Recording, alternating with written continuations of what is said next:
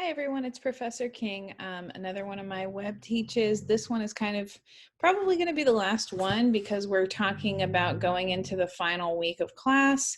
I'm going to essentially talk about how we can approach the annotated bibliography and the essay. Today is May 13th, 2020, and so if you are in my spring 2020 English 100 class and you attended the Zoom today, this is going to cover a lot of what we covered there. For later semesters, that's probably not going to apply. So just to give that little blanket statement first. If you can hear that in the background, I'm really sorry. That is my my dog, Coleslaw, snoring away. I'm trying to get to quiet her, but every time she falls asleep, she's just sawing logs. So I'll try to be as loud as I can, hopefully, and there should be closed captioning at the bottom, just in case. Hopefully her snoring doesn't get captioned. So the first thing I want to talk about is I'm going to bring this to a share screen. Most of this class, this little WebTeach is going to be on a share screen. And I'm going to kind of show you first how, if we can recall some of the ways we generate ideas, how to gather all the information we've been gathering, and then how to kind of put all of that into, you know, a 6 to 8 page essay with 6 to 8 outside sources. I know it sounds daunting, but think of it this way, and I've talked to you about this before. It's all incremental, right?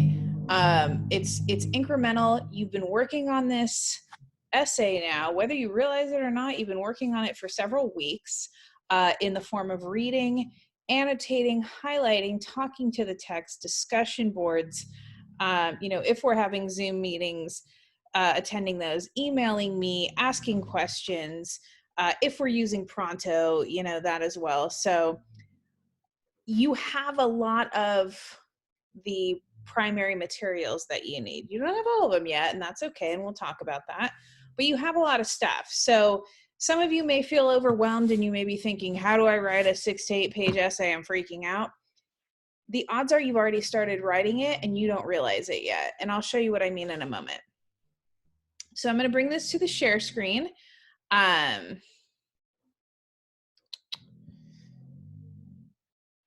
And then I'm going to extend this document out so we can see it.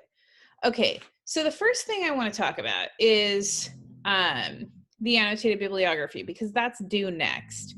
As I've said before in previous web teaches and in previous, you know, communications, think of the format as kind of a combination of MLA style works cited with, and I should put that MLA style works cited, because you're providing the citation and then you're summarizing and analyzing it. So it's kind of like you're fusing a works cited page in MLA format with the T4s.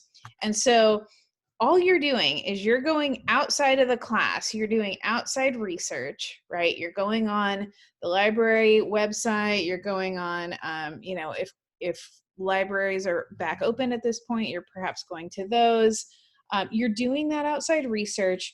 You're building that works cited page that you're going to use for the annotated bibliography as well as for Essay 4. And then you're doing what we've been doing all semester. You're summarizing the source after having read it and annotated it, and you're analyzing it. And in your analysis, you're talking about how you're going to use it in the essay, in Essay 4. So because of that, because this requires outside research, and I'm just going to kind of highlight as we go, you do not, or you cannot use Americana itself or the Norton textbook or any of the class readings, because those aren't outside research. Outside research means research that you yourself have done outside of the class, that is unique to the topic that you're covering. But keep in mind, right, when you get to Essay 4, of course you have to cite Americana because that's the text you're responding to.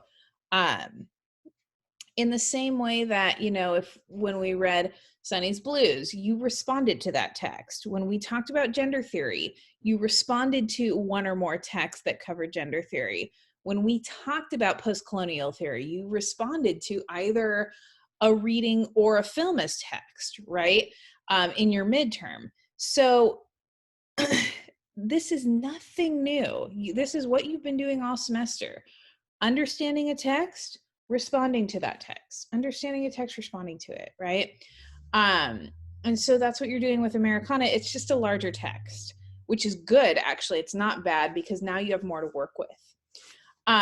So you're going to cite Americana in Essay 4. You may cite class readings in Essay 4, but they don't count as your 6 to 8 minimum outside sources.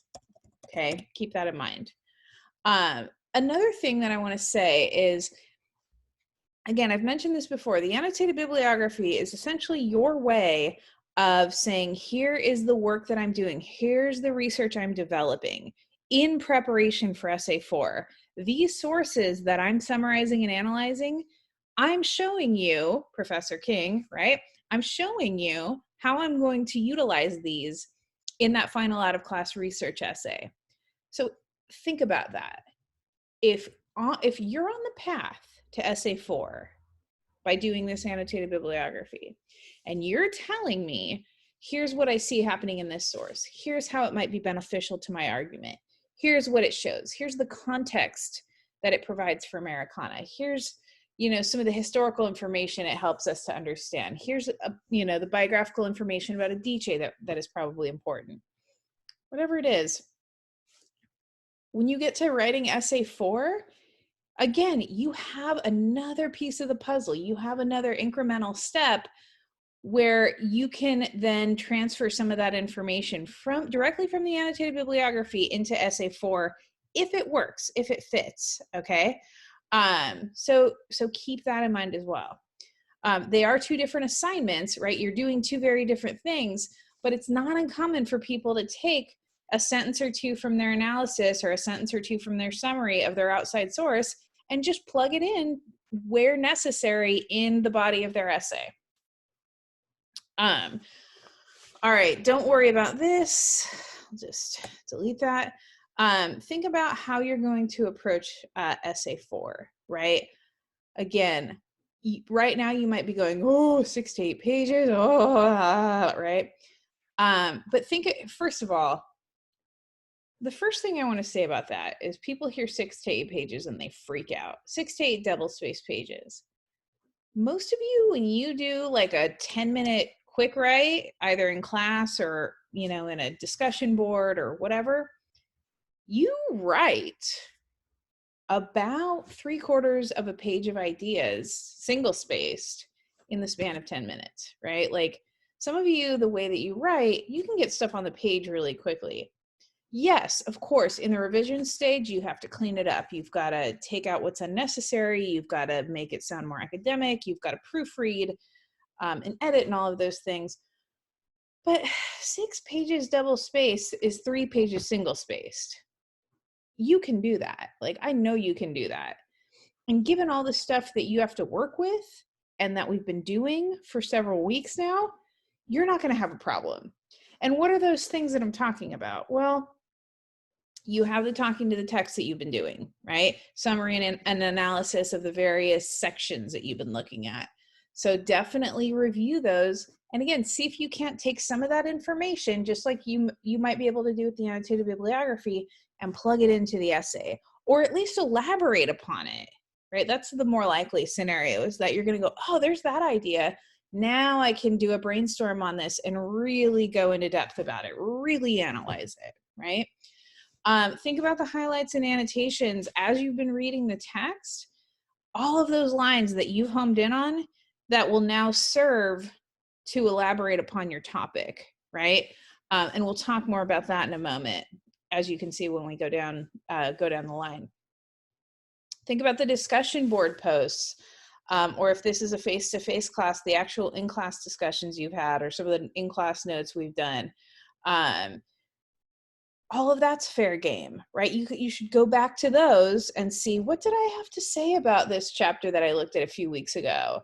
How might that relate to the topic, particularly that I'm looking at in response to this text that I'm developing this essay on. Any notes you've written, either, you know, on a good old Word doc or Google Doc or in your notebooks. And then again, that outside research you're going to do and what you're going to have at the ready in terms of summary analysis in the annotated bib and highlights and annotations from your outside research. That is a lot. That's a lot of text. I would even bet to say that if you added up all of your T4s, all of your discussion boards, all of your highlights and annotations, all of your outside research, everything you write in your annotated bibliography, that is much more than 6 to 8 pages. And granted, you can't use all of it, right? So maybe in a previous discussion board, you were looking at relationships and now you want to talk about politics. Not all of it's going to fit. I get that. But you still have a bunch of stuff already to work with, right? So keep that in mind. So now let's think about discussion topics, because some people at this point, again, it's like deer in the headlights. You hear that 6 to 8 and it just freezes everything. This is a big book, so we have a lot to work with. So just maybe doing a quick 5 to 10 minute review of your highlights and annotations from what you read, or just flipping through, or, if you have the book online, going through and kind of, thumbing through it really quickly. What you'll see is there is a lot going on. There are a lot of different ways to approach this text, which is why I assign it, right? I don't want to read 30 or 40 or 50 of the same essay that talk about the same thing. That's why I give you a big text too. So I get 30, 40, 50 different ideas, different approaches, different topics. So keep that in mind. But, first of all, think about the characters. There are a lot of characters in this novel. And this list right here, these aren't even all the characters. There are more characters than this, but these are kind of the big players, right? Maybe review 1, 2, 3 of these characters, especially the ones you either really liked or really didn't like, and see what they have to do with your topic. How do they work as part of the text to relate some idea that, again, Adichie is trying to tell us? And you may go like, I don't know, they're just a character. Then it's never just a character, right? It's never just a thing. It's always, there's always a deliberate purpose in the crafting of a text, right? Think back to District 9, right? Or whatever film, if I change the film up, whatever film we did in post-colonialism, think about like why the director is telling us a specific message about apartheid, about segregation, about, the way that people in real life were treated in terms of their homes and being dispossessed of their belongings and those things, right? But then he creates all these characters and these situations and dialogue, right, in order to get us to really absorb that message, to let it sink in, right? Adichie is doing the exact same thing. She's creating this world. She is the goddess of this world. She's created all these characters, right? She's created all these characters to tell us something about a variety of different topics, right? Whether that be race or hair or post-colonial theory or gender or immigration or, any of these guys or more down here. So it would behoove you to review the text first, do a quick brainstorm on those characters, particularly how they relate to the topic you're thinking of writing on, and then see how much you can do with that. Excuse me. Then do a second brainstorm. Think about some of these situations that Adichie has brought up. You don't have to do all of them, and you can't. You don't have enough space, right? I would rather you be an expert on one specific topic than to try to be a sort of jack of all trades where you're just saying a tiny bit about each one. The more worthwhile research is the focused research, not the sort of all over the place research. So pick one topic, right? That doesn't mean that the topic doesn't have other topics embedded in. So if we think about like intersectionality, right? Like we can see how like race and gender and class, especially in this novel, affect one another. And so if you're looking at how they affect one another, right? And not just saying like race, gender, class, and never seeing the connection, right? If you're actually connecting all of those and saying like, here's how they're all, woven together, that's fine, right? So don't think that the topic has to just necessarily be this one narrow thing, but again, it has to be cohesive, has to be coherent, has to be organized, has to all fit together. So I'm not gonna, I'm gonna give you the opportunity to look these over. I'm not gonna blah blah blah you through them. Other than these last three, because you read the novel, so you have an idea of like, oh yeah, I remember when this happens. That sounds like a cool thing to talk about. And there's all these other examples of it in the novel. Intersectionality is one that we briefly touched on in gender, in our gender theory unit, and that idea that identities or even oppressions are multiple within any given individual and within any given experience, and they affect one another, right? So, for example, like, yes, I am a woman and I experience, sometimes the short end of the stick in terms of power relationships by having that experience, right? Also by being a person who has mental illness, right? Or by being a person who, doesn't come from an incredibly wealthy socioeconomic status. But I'm not a person of color. I'm not a person, while I may live with mental illness, I don't have a physical disability, right? A noticeable physical disability, right? So in other words, I navigate the world with certain identities and markers that make my life either more or less privileged. And depending on each one of us, right, we're all walking around with those different combinations, right? And to think about how we navigate the world based on those experiences, right? Those combinations of identities and markers and things like that. That's really what intersectionality looks at. The next one is liminality. And the analogy that I always use for liminality is like, it's a door between two rooms. And I didn't come up with that. That's kind of a very common analogy for liminality, but a liminal space is a space in between. It's an in-between space. So if you think about a door, right? If I'm standing in the door, like my front door, am I outside or am I in my house? Well, you could argue either way, right? You could say door's open, right? You feel the breeze. I can smell my jasmine bushes right out front, or trees. I don't know if it's a tree or, but I'm not a green thumb. I can smell that. But I'm also inside, right? I could see and touch my couch from my door. So in other words, a liminal space is something someone occupies where they're kind of in between worlds. And probably the most perfect example of this in the novel is somebody like DK, right? DK, parents are Nigerian, conceived in Nigeria, but largely, and has a Nigerian mother, right? But largely grows up in America.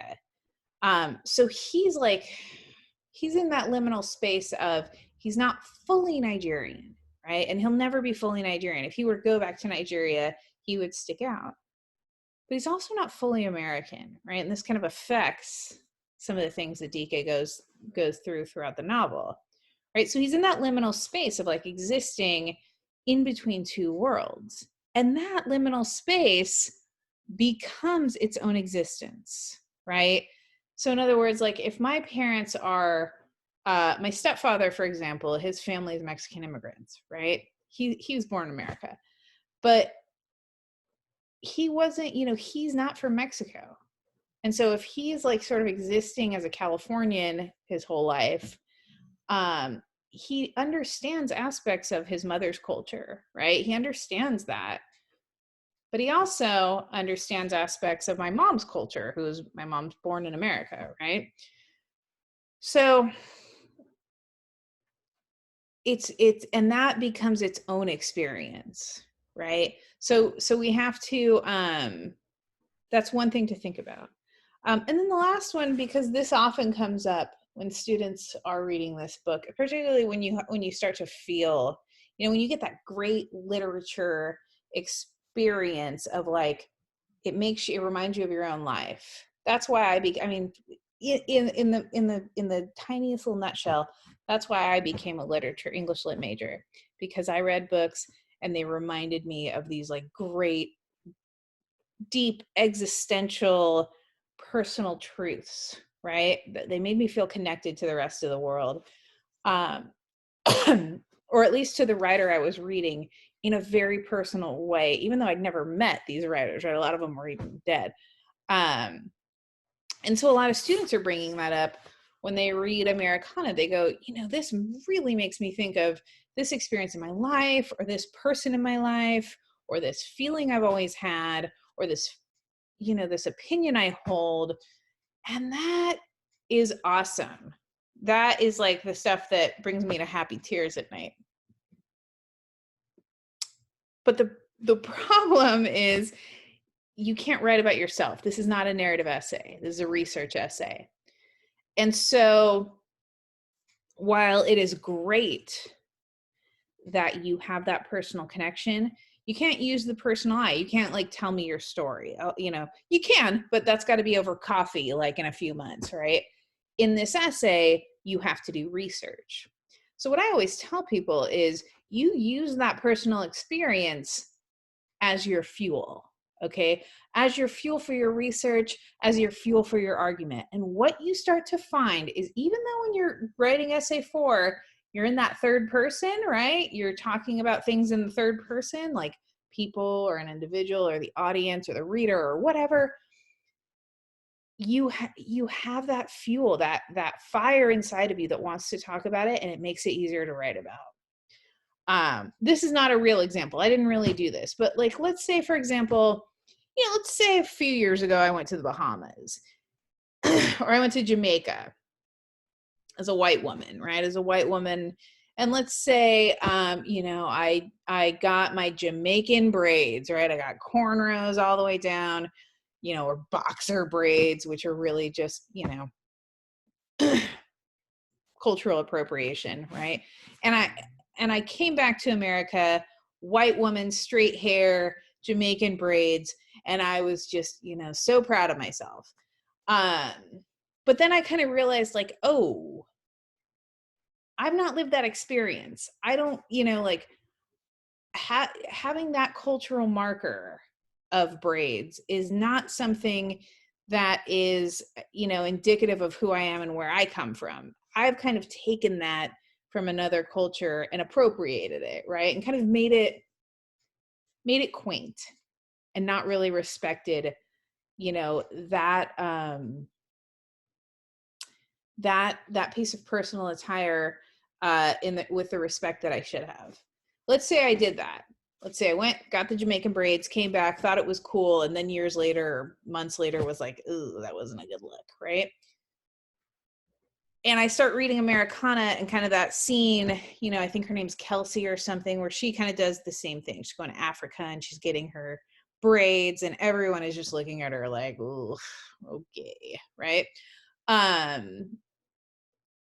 Then if I had a real strong feeling about that, and I was like, ooh, maybe I can atone for the for the mistakes of my past and write this essay about like why white girls do that, right? Like why we go out and appropriate culture and what's wrong with it, but why it happens. I could do that. And that could serve as, again, like a driving force behind my research. I'll have, you know, I'll have an understanding of keywords to use because I've thought about it, right? I'm very sensitive to where it comes up in the novel. So I know those page numbers, right?